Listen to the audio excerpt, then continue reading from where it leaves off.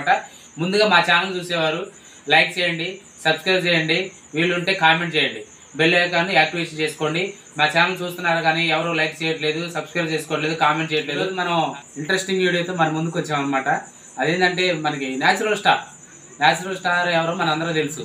Natural star hero Nani నటించిన సరిపోదా శనివారం latest movie.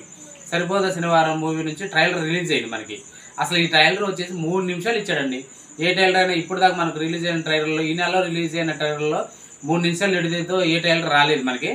ఈ న్యాచురల్ సరిపోదా శనివారం నుంచి మనకి 3 నిమిషాలు ఎడితో మనకి ట్రైలర్ రిలీజ్ అయింది.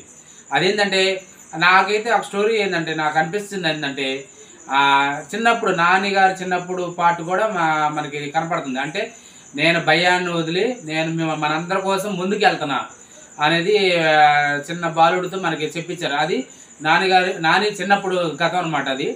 అయితే ఈ సినిమా ట్రైలర్ నేను గమనిస్తే ఏమొచ్చిందంటే ఒక సైకో పోలీసుకి ఒక సామాన్యుడికి మధ్య వారు ఎలా ఉండబోతుంది అనేది చూపించాడు అనమాట.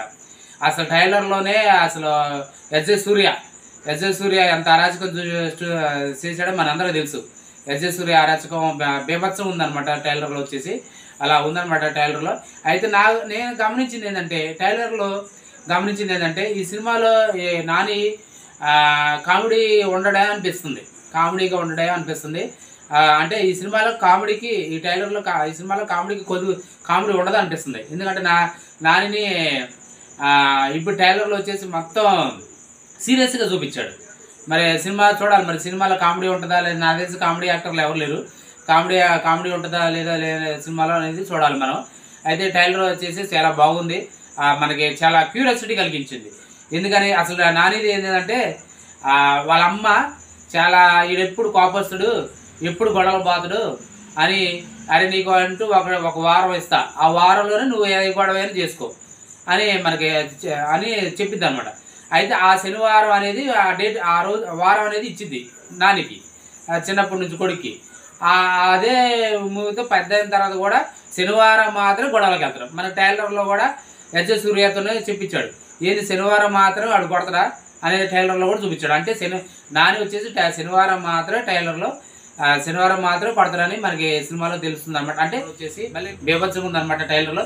అయితే మ్యూజిక్ డైరెక్టర్ వచ్చేసి జోక్స్ బీజే గురించి మామూలుగా చెప్పుకోవాలి. ఎందుకంటే అంత మ్యూజిక్ అనేది ఈ మధ్యకాలంలో రాలేదన్నమాట. అంతే మ్యూజిక్ ఇచ్చాడు. సూపర్ ఉంది ట్రైలర్ వచ్చేసి. ఇది అసలు సినిమాలో కామెడీ అనేది ఉండదు అనిపిస్తుంది నాకు.